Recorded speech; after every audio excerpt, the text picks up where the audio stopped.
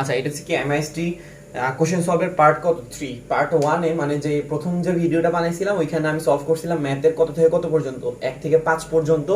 Second যে ভিডিওটা বানাইছিলাম ওইটাতে সলভ করছিলাম 6 থেকে 10 পর্যন্ত, আর থার্ডটাতে সলভ করবে 11 থেকে 14, আর মেবি আরো দুইটা প্রশ্ন থাকে, টোটাল 16টা প্রশ্ন থাকার কথা, 5 16 80। ওই 15 নাম্বার নিয়ে একটু কনফিউশন আছে, কারণ এক এক জায়গায় এক এক রকম প্রশ্ন দেখতেছি। তবে এই 14টা প্রশ্ন সবগুলা তোমার পিডিএফে মোটামুটি কমন ছিল, ঠিক আছে? তো এই 14টা প্রশ্ন মোটামুটি শিওর থাকো যে 18 19-এ আসছে, কারণ এমএসটি তো প্রশ্ন বের করে না ইউজুয়ালি, ঠিক আছে?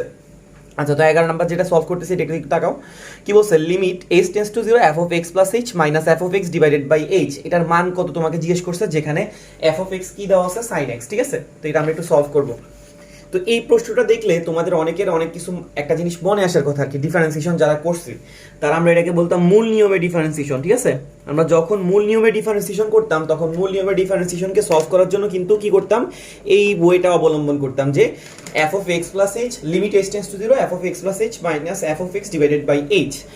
এখন আমাকে ফাংশনটা কি দেওয়া আছে একটু চেক করে দেখো তো। ফাংশনটা দেওয়া আছে কে sin x, ঠিক আছে? ফাংশনটা কি দেওয়া আছে sin x। তাহলে আমি যদি জিজ্ঞেস করি এটা x এর ফাংশন যদি sin x হয়, তাহলে x প্লাস h এর ফাংশনটা কি হবে, sin x হবে নাকি sin x প্লাস h হয়ে যাবে? এটা হয়ে যাবে sin x প্লাস h। আমি আবার রিপিট করি, x এর একটা ফাংশন যদি কি হয় sin x হয়, তাহলে x প্লাস h এর যে ফাংশনটা হবে জাস্ট x এর জায়গায় কাকে রিপ্লেস করে দিবা, x প্লাস h কে, তাহলে এটা কিসে কনভার্ট হয়ে যাবে, sin x প্লাস h। এবার তোমার যে প্রদত্ত রাশির মান বের করতে বলছে, প্রদত্ত রাশির মধ্যে তুমি মানটাকে বসাও। তোমার প্রদত্ত রাশিটা কি দেওয়া আছে, কি বলতেছে, limit h tends to 0 f of x plus h। দেখো তো f of x plus h এর ভ্যালুটা তুমি কি পেয়েছো, sin x plus h, তাই না? f of x plus h এর ভ্যালুটা পাইছো sin x plus h minus f of x আছে, f of x এর ভ্যালুটা কত পাইছো, sin x, আর নিচে আছে কি একটা h। আমি তোমাকে আবার একটু বোঝানোর চেষ্টা করি। আমাকে এখানে মান বের করতে বলছে limit h tends to 0 f of x plus h minus f of x divided by h। ফাংশনটা দেওয়া ছিল sin x, তো f of x plus h হবে কি sin x plus h, just মানটাকে কি করছি, বসাইছি। এরপরে আমি এখানে বাকিটা নিজে নিজেই করতেছি, প্রশ্ন আর দরকার হবে না। লিমিট h টেন্ডস টু 0, এখানে দেখো তো এখানে কিসের সূত্র গেছে, উপর একটা ত্রিকোণমিতির সূত্র দেওয়া যায়। কিসের সূত্র, sin c minus sin d।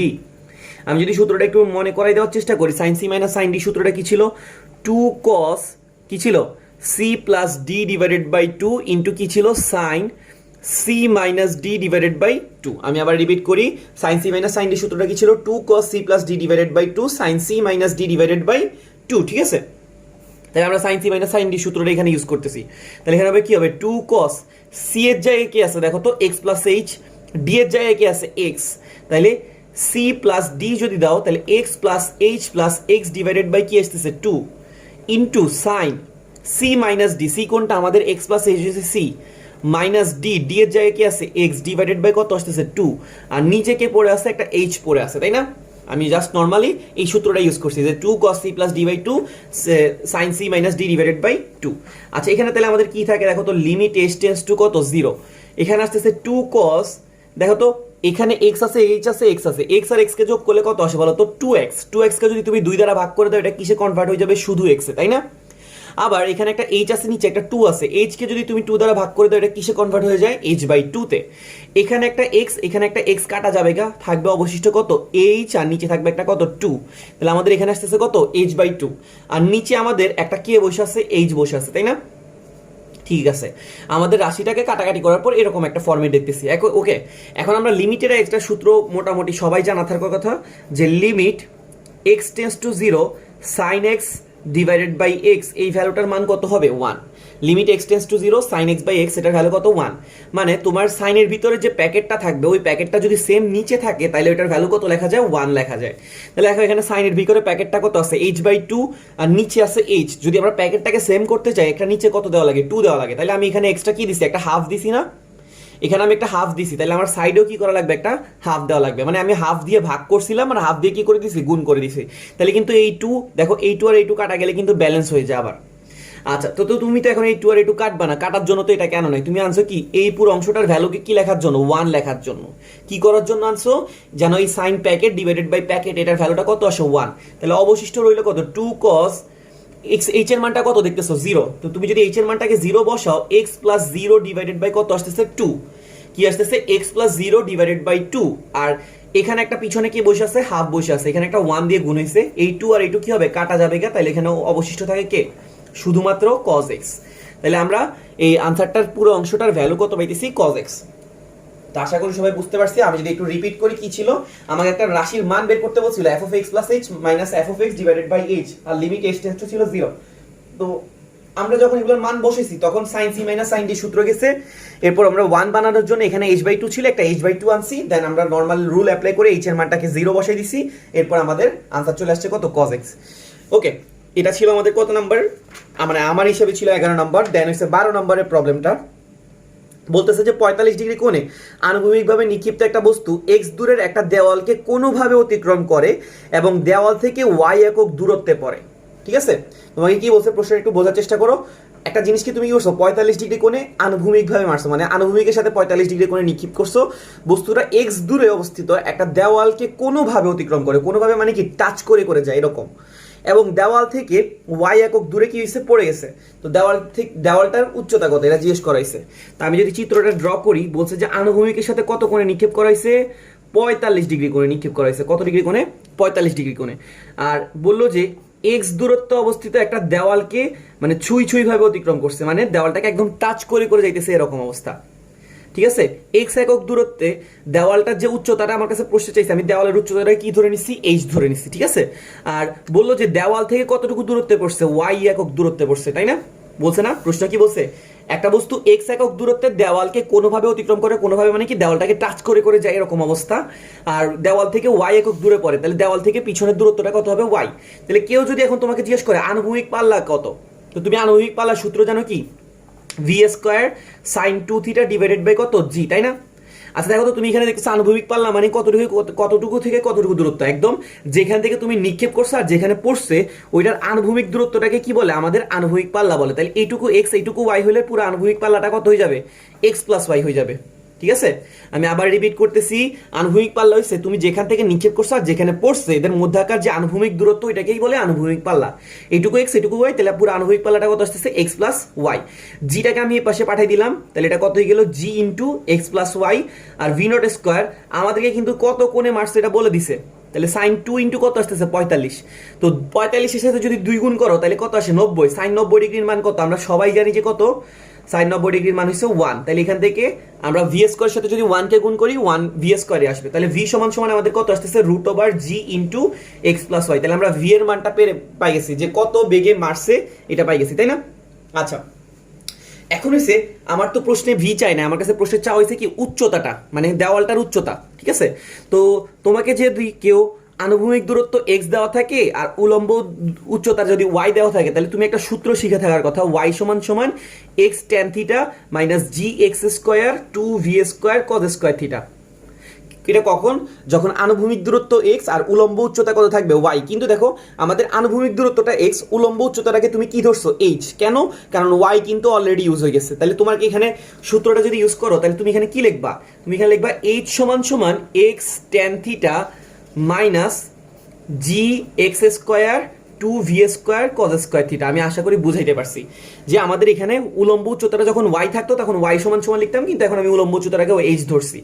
এবার তুমি মানগুলোকে বসাই দাও, এক্স এর মান তো এক্সই, ট্যান থিটা, থিটাটার মান এখানে দেখতেছি কত আছে 45 মাইনাস জি এক্স স্কোয়ার, আর আমি এখানে 2 ভি স্কোয়ার, আমি দেখো ভি এর একটা মান পাইছি রুট ওভার জি এক্স প্লাস ওয়াই।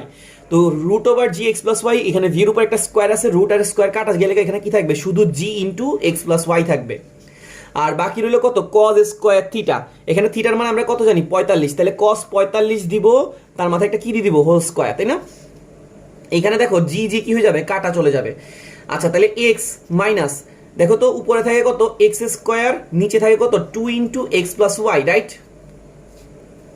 উপরে থাকে এক্স স্কোয়ার, নিচে থাকে 2 ইন্টু এক্স প্লাস ওয়াই। কেমনে, জি জি কাটা চলে গেছে। কস 45 এর মান কত, আমরা সবাই জানি 1/√2। 1/√2 যদি তুমি স্কোয়ার করো এটা হয়ে যাবে কিসে কনভার্ট হয়ে যাবে, হাফ। তাহলে এটা কি হয়ে গেল, কাটা চলে গেল। তাহলে অবশিষ্ট থাকতেছে কতটুকু, x minus x square divided by x plus y.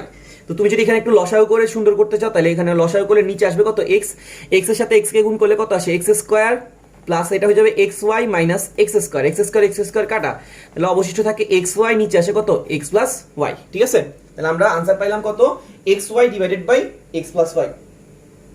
তো আশা করি সবাই বুঝতে পারছি। আমি যদি একটু রিপিট করে বলি কি করছি, তোমাকে এখানে প্রশ্ন বলছিল যে একটা বস্তুকে 45 ডিগ্রি করে মারলে এক্স দূরত্বে অবস্থিত একটা দেওয়ালকে কি করতে পারে, আনুভূমিকভাবে মানে কোনো রকমভাবে অতিক্রম করতে পারে এবং দেওয়াল থেকে ওয়াই একক দূরত্বে পড়ে, তাহলে তোমার পুরো টোটাল কতটুকু দূরত্ব যাচ্ছে এক্স প্লাস ওয়াই, এটাকে তো আমরা আনুভূমিক পাল্লা বলি। তো আনুভূমিক পাল্লার মধ্যে থিটার মান 45 বসাইলাম, এক্স প্লাস ওয়াই বসাইলাম আনুভূমিক পাল্লাকে, তখন আমরা ভি এর মান পাই গেলাম। এরপরে এক্স আনুভূমিক দূরত্ব আর উচ্চতা ওয়াই হইলে একটা সূত্র জানতাম x tan theta minus g x square 2 v square cos square theta. এখানে থিটা আর ভি এর মানটাকে বসাইলাম আর কি, আমাদের আনসার আসলো x y divided by x plus y. ঠিক আছে, তাহলে দেওয়ালের উচ্চতা কত আসছে, x y divided by x plus y. আশা করি সবাই বুঝতে পারছি। আমরা 13 নাম্বার প্রবলেমটাতে চলে যাচ্ছি। কি বলছে, মিলিটারি শব্দটার প্রথমে এম এবং শেষে ওয়াই কে রেখে কতভাবে বিন্যাস করা যায়। একদম ইজি একটা প্রশ্ন দিছে, মিলিটারি শব্দটার প্রথমে এম এবং শেষে ওয়াই রেখে। আচ্ছা, মিলিটারি যদি আমরা একটু লেখার চেষ্টা করি, মিলিটারিটা ওয়ার্ডটা কিরকম ছিল, এরকম প্রশ্নগুলো কিন্তু প্রশ্ন সলভ করার সময় খেয়াল করতে হবে তোমার এখানে কি কি ওয়ার্ড দেওয়া আছে। তুমি কিন্তু নিজের মতো একটা বানান ধরে যদি অঙ্ক করা হবে না, খেয়াল করতে হবে। অনেকে প্রশ্ন তুলতে ভুল করে, যেমন আমি করতাম। এখানে ওয়ার্ডগুলো একটা কম বেশি হলে কিন্তু শেষ। MILITARY, MILITARY, ঠিক আছে। তো তোমাকে বলছে যে কি, প্রথমে এম এবং শেষে ওয়াই কে রেখে কতভাবে বিন্যাস করা যায়। আচ্ছা, প্রথমে আমরা দেখি এখানে আমাদের কয়টা ওয়ার্ড আছে, 1 2 3 4 5 6 7 8টা। তাহলে 8টা ওয়ার্ড যেহেতু আমি একটা বক্স মেথড অবলম্বন করি। তুমি যদি অ্যাডমিশন সিরিজের ভিডিওগুলো দেখো, ওখানে আমার বিন্যাস সমস্যা বক্স মেথডে কেমনে করি ওইটা একটা দেওয়া আছে। 1 2 3 4, এখানে আছে 5, এখানে আছে 6, এখানে আছে 7, এখানে আছে 8, ঠিক আছে। আচ্ছা, তো তোমাকে কি বলা হয়েছে, তোমাকে বলা হয়েছে যে মিলিটারি শব্দটার শব্দগুলোর মধ্যে থেকে তুমি কি করবা, প্রথমে এম এবং শেষে ওয়াই কে রাখবা। তাহলে প্রথমে থাকবে কি এম, শেষে কি থাকবে ওয়াই। আচ্ছা, তাহলে যেহেতু এরা থাকবে, এরা কি এখান থেকে নড়তে পারবে নাকি এদেরকে তুমি বন্ধ করে লক করে দিবা? অবশ্যই যেহেতু এটা নড়বে না, তাহলে তুমি এদেরকে বন্ধ করে কি করে দিবা, লক করে দিবা। তাহলে এরা নড়তে পারবে না। তাহলে নড়তে পারবে মাঝে কয়জন আছে, মাঝে যে 6 জন আছে, এই 6 জনে কি করতে পারবে, নড়তে পারবে। কিরকম নড়তে পারবে, এর জায়গায় এ যাইতে পারবে, এর জায়গায় এ যাইতে পারবে, এরা চেঞ্জ করতে পারবে। দেখো তো মাঝে কে কে থাকতে পারে, এম আর ওয়াই কে যদি তুমি ফিক্স করে ফেলো, তাহলে বাকি রইল কত, ILITAR, কয়টা ওয়ার্ড, 6টা ওয়ার্ড। এই 6টা ওয়ার্ড কয়টা প্লেসের মধ্যে নড়াচড়া করতে পারবে বা নড়াচড়া করতে পারবে, 6টা প্লেসের মধ্যে। 6টা ওয়ার্ড 6টা প্লেসের মধ্যে নড়াচড়া করতে পারে কতভাবে, 6 ফ্যাক্টোরিয়াল ভাবে। আমরা সবাই জানি যদি 5টা ওয়ার্ড থাকতো, 5টা ওয়ার্ড 5টা প্লেসের মধ্যে নড়াচড়া করতে পারে বা রিঅ্যারেঞ্জ হইতে পারে কতভাবে, 5 ফ্যাক্টোরিয়াল ভাবে। এখানে 6টা ওয়ার্ড আছে, প্লেসও আছে 6টা, তাহলে কতভাবে নড়াচড়া করতে পারবে, 6 ফ্যাক্টোরিয়াল ভাবে। আর তার মধ্যে দেখো আই দুইটা দেখতে কিন্তু কি সেম রকম। যদি একই জাতীয় কোনো শব্দ থাকে, আমরা কি করি, তার ফ্যাক্টোরিয়াল দিয়ে কি করে দিই, ভাগ করে দিই। তাহলে আমাদের 6 ফ্যাক্টোরিয়ালকে কি করা লাগবে, 2 ফ্যাক্টোরিয়াল দিয়ে ভাগ করে দেওয়া লাগবে। আশা করি সবাই বুঝতে পারছি। আমি আবার একটু রিপিট করি। আমার এখানে বলছিল মিলিটারি শব্দটার শব্দগুলা থেকে কি করতে, শব্দগুলোর মধ্যে থেকে প্রথমে এম এবং শেষে ওয়াই কে ফিক্স রেখে কত রকমে কি করা যায়, বিন্যাস করা যায়। তো প্রথমে এম আর শেষে ওয়াই কে ফিক্স রাখতে বলছে, তো ওদেরকে আমি আগে থেকে বন্ধ করে তালা মারে দিছি। বাকি আছে কয়টা প্লেস, 6টা প্লেস, বাকি ওয়ার্ড আছে কয়টা, 6টা। নিজেদের মধ্যে বিন্যাস হবে 6 ফ্যাক্টোরিয়াল ভাবে। তার মধ্যে আই দুইটা দেখতে একই রকম, তাই 2 ফ্যাক্টোরিয়াল দিয়ে কি হয়ে যাবে, ভাগ হয়ে যাবে। তো আমি যাদেরকে প্রশ্ন সলভ করছি তারা দেখছো হয়তো যে আমি 6 ফ্যাক্টোরিয়াল পর্যন্ত তোমাদেরকে মুখস্থ রাখতে বলছি, যে 6 ফ্যাক্টোরিয়ালের ভ্যালু কত। তুমি যদি ক্যালকুলেটর ছাড়া অঙ্ক করতে চাও বা তাড়াতাড়ি অঙ্ক করতে চাও, 1 ফ্যাক্টোরিয়াল এসে কত 1, 2 ফ্যাক্টোরিয়াল কত 2, 3 ফ্যাক্টোরিয়াল এসে কত 6, 4 ফ্যাক্টোরিয়াল এসে কত 24, 5 ফ্যাক্টোরিয়াল এসে কত 120, আর 6 ফ্যাক্টোরিয়াল এসে কত 720, ঠিক আছে। 6 ফ্যাক্টোরিয়াল কত 720, তাহলে উপর আসতেছে কত 720, নিচে আসতেছে কত 2 ভাগ করে দিলে কত আসে 360, ঠিক আছে। তাহলে আমি কতভাবে বিন্যাস করতে পারবো, 360 ভাবে বিন্যাস করতে পারবো। আশা করি সবাই বুঝতে পারছি। ওকে, আচ্ছা, এরপরে মানে এই ভিডিও লাস্ট প্রশ্ন যে 14 নাম্বার কি বলছে, একটা বস্তুর উপর এ এবং বি বিন্দুতে কার্যরত দুইটি সদৃশ সমান্তরাল বল পি এবং কিউ, যেখানে পি গ্রেটার দেন কিউ দেওয়া আছে, পরস্পর স্থান বিনিময় করলে লব্ধি, এটা কি দেওয়া আছে, লব্ধি কি হইতেছে, লব্ধি ডি দূরত্বে সরে যায়। তোমাকে প্রমাণ করতে বলছে ডি সমান সমান এটা। আমি আবার একটু রিপিট করি, একটা বস্তুর উপর এ এবং বি বিন্দুতে কার্যরত দুইটা সদৃশ সমান্তরাল বল পি এবং Q, P greater than Q পরস্পর স্থান বিনিময় করলে লব্ধিটা কি হয়, ডি দূরত্বে সরে যায়। তো প্রমাণ করতে বলছে যে ডি সমান সমান P minus Q divided by D সমান সমান P minus Q divided by P plus Q into কত এবি। আচ্ছা, এখানে প্রশ্নটা আমাকে যা বলছে আমি যদি একটু ড্র করার চেষ্টা করি জিনিসটা কিরকম দাঁড়ায়। তো প্রথম থেকে আমরা লাইনটা আরেকবার একটু রিপিট করি। একটা বস্তুর উপর এ এবং বি বিন্দুতে দুইটা সদৃশ সমান্তরাল বল কি কি কাজ করতেছে, পি এবং কিউ, যেখানে পি গ্রেটার দেন কিউ, ঠিক আছে। আচ্ছা, তো এটা হচ্ছে আমাদের এ এবং বি বিন্দুতে কাজ করতেছে সদৃশ সমান্তরাল বল কি কি, একটা হচ্ছে পি আর একটা হচ্ছে কত কিউ। এবং আমাদেরকে এখানে বলে দিচ্ছে যে কি পি গ্রেটার দেন কত কিউ, ঠিক আছে। মানে এই পি আর কিউর মধ্যে যে বলগুলো আছে এই বলগুলোর মধ্যে পি বলটা হচ্ছে কি কিউ থেকে বড়, তাহলে আমাদের লব্ধি যেটা আছে লব্ধিটা কি পি এর দিকে কাজ করবে নাকি পি থেকে একটু দূরে কাজ করবে? অবশ্যই আমরা জানি যে লব্ধিটা সবসময় বড় বলের কাছাকাছি কাজ করে, তাহলে আমাদের যে লব্ধিটা আছে লব্ধিটার মান কত হবে? পি প্লাস কিউই হবে, কারণ এদিকে পি কাজ করতেছে, এদিকে কি কাজ করতেছে, লব্ধিটা কত হবে? P plus q. P plus কিউকে আমি কি মনে করছি? আর মনে করছি, ওকে।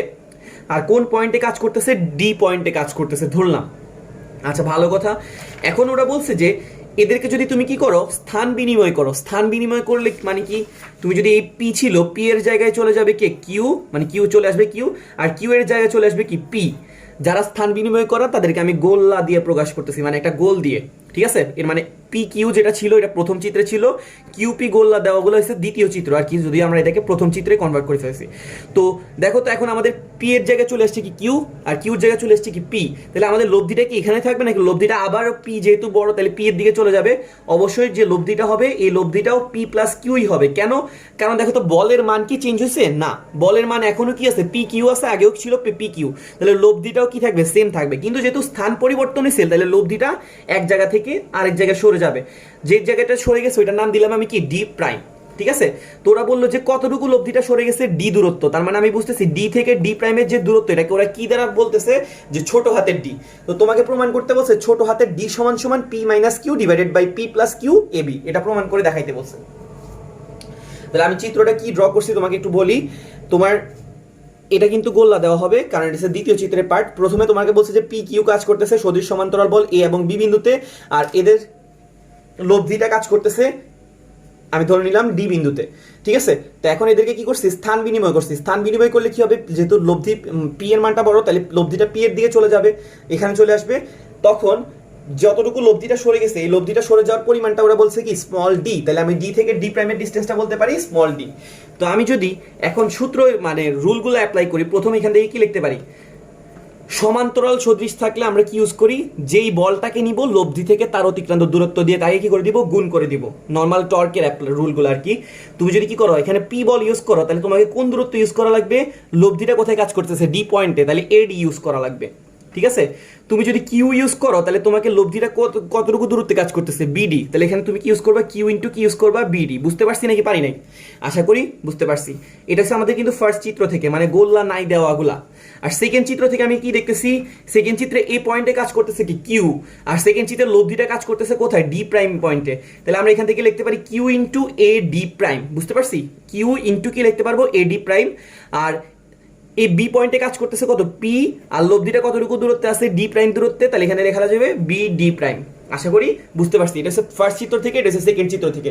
যেই বলকে নিব লব্ধি থেকে তার অতিক্রান্ত দূরত্ব দিয়ে তাকে গুণ করে দিব, আরেকটা বলকে নিয়েছি ওই লব্ধি থেকে অতিক্রান্ত দূরত্ব দিয়ে কি করেছি? গুণ করে দিচ্ছি। বুঝতে পারছি? আচ্ছা, তাহলে এখানে দেখো তো কি থাকতেছে? আমি যদি বিডিটাকে এই পাশে নিয়ে আসতে চাই তাহলে এটা কি হয়ে যাবে? পি বাই বিডি হয়ে যাবে। আর এডিটাকে এই পাশে নিয়ে গেলে কিউ বাই কি হয়ে যাবে? এডি, ঠিক আছে? এরপর আমি কি করে দিলাম? এই দুইটার যোজন করে দিলাম, তাহলে হয়ে যাবে কত? পি প্লাস কিউ, আর নিচে হয়ে যাবে কত? বিডি প্লাস এডি। এখন তোমার মনে হইতে পারে যে এটা কেমন হইলো? তোমাকে এটা বোঝানোর জন্য আমি কি করলাম? 2/3কে নিলাম আর 4/5কে নিলাম, ঠিক আছে? সরি, ধরো তোমাকে 2/3কে নিলাম আর 4/6কে নিলাম, ঠিক আছে? তো এখন যদি তুমি কি করো এদেরকে যোগ করো, 2 আর 4কে যোগ করলে কত আসে? 6। 3 আর 6কে যোগ করলে কত আসে? 9। দেখো তো এখনো রেশিওটা কিন্তু কি থাকে? 2/3 থাকে, মানে রেশিওটা কি হয় না? চেঞ্জ হয় না। বুঝতে পারছি? যে আমি যদি কি করি, দুইটা সমীকরণ যদি সমান হয় তাদেরকে উপরে উপরে যোগ করি আবার নিচে নিচে যোগ করি, তাও ইকুয়েশনটা কি হয় না? কোনো রকম চেঞ্জ হয় না। তো সেম কাজটা আমি এখানে করব। কিউ ডিভাইডেড বাই নিচে নিয়ে আসবো কাকে? বিডি প্রাইমকে। পি নিচে নিয়ে আসবো কাকে? এডি প্রাইমকে। উপরে কি করে দিব? যোগ করে দিব, তাহলে হয়ে যাবে পি প্লাস কিউ, আর নিচে হয়ে যাবে কত? BD prime plus AD prime, ঠিক আছে? কি হয়ে যাবে? BD prime plus AD prime. তো একটু ভালো করে নোটিস করো, p plus q. P plus কিউকে আমরা কি বলতে পারি? পি প্লাস কিউকে আমরা বলতে পারি আর, তাই না? পি প্লাস কিউ মানেই তো হচ্ছে কি আর। আর বিডি প্লাস এডি, বিডি কোটটুকু দেখো তো? এইটুকু। আর এডি কোটটুকু? এইটুকু। দুটোটাকে যোগ করলে আমরা কি পাই যাই? এডি এবি পাই যাই, তাই না? তাহলে আমাদের থাকতেছে কি? P by BD, Q by AD, আর আর বাই কি থাকতেছে? এবি, ঠিক আছে?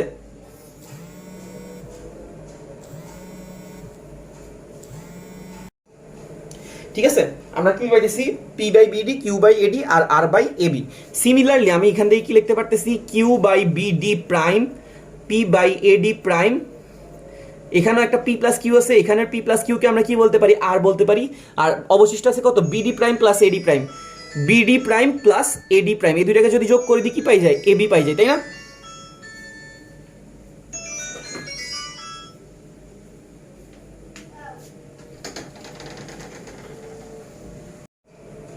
তাহলে আমাদের এই চিত্র থেকে আসছে p by BD, Q by AD, আর আর বাই এবি, আর এখান থেকে আসছে q by BD prime, P by AD prime, আর আর বাই কি আসছে, এবি। ঠিক আছে, এখন আমি কি করব, এই দুইটা ইকুয়েশনকে রিলেট করব, মানে কি সম্পর্ক তৈরি করবো। আচ্ছা এখানে আমি লিখে ফেলি, শেষ করে ফেলি। আচ্ছা দেখো তো, আমরা তিনটে ইকুয়েল আছে, তো তিনটে ইকুয়েল থেকে আমরা কিসে কিসে কনভার্ট করতে পারি? আমরা এখান থেকে লিখতে পারি না যে পি বাই বিডি সমান সমান আর বাই এবি, আমরা লিখতে পারি অবভিয়াসলি পি বাই বিডি সমান সমান কি লিখতে পারি, আর বাই এবি। ঠিক আছে, আচ্ছা দ্বিতীয় চিত্র থেকে আমি এখান থেকে কি লিখতে পারি দেখো তো, Q by BD prime, Q by BD prime সমান সমান কি লিখতে পারি, আর বাই এবি। মানে আমি একই জাতীয়গুলোকে নিছি, একে আর একে ইকুয়েল লিখছি, একে আর ইকুয়েল লিখে একে ইকুয়েল লিখে দুইটা ইকুয়েশন নিছি, কারণ তিনটে ইকুয়েশন নিতে কখনোই কাজ করা যায় না। আচ্ছা আমরা এখান থেকে কি করব, বিডি এর মানটাকে বের করব। তাহলে বিডি সমান সমান আমরা কি বলতে পারি, p a b divided by r. ঠিক আছে, বিডি এর মানটা আমরা কি বলতে পারি, p a b divided by r. Similarly আমি এখান থেকে কাকে নিব, বিডি প্রাইমকে নিব। ঠিক আছে, বিডি প্রাইমটাকে আমরা কি বলতে পারি, q A b divided by r. ঠিক আছে, দেখো আমাদের বিডি এর মান আসছে, বিডি প্রাইমের মান আসছে। এখন দেখো তো আমাদের বিডি কোটটুকু এইটুকু, বিডি প্রাইম কোটটুকু এইটুকু। দেখো তো বিডি থেকে যদি তুমি বিডি প্রাইমকে বিয়োগ করে দাও, তাহলে তুমি কি পাই যাও, স্মল ডি যেটা ছিল, যেটা তোমার প্রমাণ করার জন্য লাগবে, তাকে পাই যাবা, তাই না? তাহলে আমি আবার কি করব, এখন বিডি থেকে বিডি প্রাইমকে কি করে দিব, বিয়োগ করে দিব। এই বিডিটা থেকে বিডি প্রাইমকে বিয়োগ করে দিব, কেন? কারণ বিডি থেকে বিডি প্রাইমকে বিয়োগ করলে স্মল ডি পাই যাব। তাহলে বিডি মাইনাস বিডি প্রাইম সমান সমান কি হয়ে যাবে, p a b by r minus q A b divided by কত, আর। এখন দেখো তুমি যদি কি করো, এ বি বাই আর কে কমন নিয়ে ফেলো, তাহলে তোমার কি থাকে, পি মাইনাস কিউ থাকে, তাই না? আর তুমি জানো যে বিডি থেকে বিডি প্রাইমকে বিয়োগ করে দিলে কি আসে, স্মল ডি। তাহলে তোমার উপরে থাকতেছে কত, এ বি ইন্টু কত, পি মাইনাস কিউ, তাই না? আর আর আর হচ্ছে কি আমাদের লব্ধি, লব্ধিটা কত ছিল, আমরা সবাই দেখছি যে পি প্লাস কিউ ছিল। তাহলে আমরা এখান থেকে কি পাইতেছি, ডি সমান সমান a b into p minus Q divided by P plus q. এটাই হচ্ছে কি আমাদের যেটা প্রমাণ করতে বলছিল, ডি সমান সমান P minus Q divided by P plus Q AB. তো আশা করি সবাই বুঝতে পারছি। আমি যদি তোমাকে প্রথম থেকে বলি কি করছি, তোমাকে দুইটা বলছিল, দুইটা সদিশ সমান্তরাল বল পি কিউ, লব্ধি কাজ করতেছে আর ডি পয়েন্টে, তাদের মধ্যবর্তী যখন আমি কি করছি, এদেরকে স্থান বিনিময় করছি, লব্ধিটা কতটুকু দূরত্বে সরে গেছে, স্মল ডি পরিমাণ দূরত্বে সরে গেছে। ঠিক আছে, তো প্রথম চিত্র থেকে আমরা সূত্র দিছি কি, যে বল নিছি লব্ধি থেকে দূরত্ব, সেকেন্ড বল লব্ধি থেকে দূরত্ব। এখানে সেকেন্ড চিত্র থেকে সেম কাজ করছি, তারপর এটাকে ভাগের ফর্মুলায় আনছি, যোজন বিয়োজন করছি, এরপর দুইটা ইকুয়েশন নিয়ে ইকুয়েশনগুলো থেকে দূরত্ব বের করে বিয়োগ করে স্মল ডি তে কনভার্ট করে প্রমাণটাকে কমপ্লিট করে ফেলছি। আশা করি সবাই বুঝতে পারছি। কারো সমস্যা হলে জানাও, আর প্রশ্ন লিঙ্কটা আশা করি কমেন্টে দিয়ে দিব। ধন্যবাদ।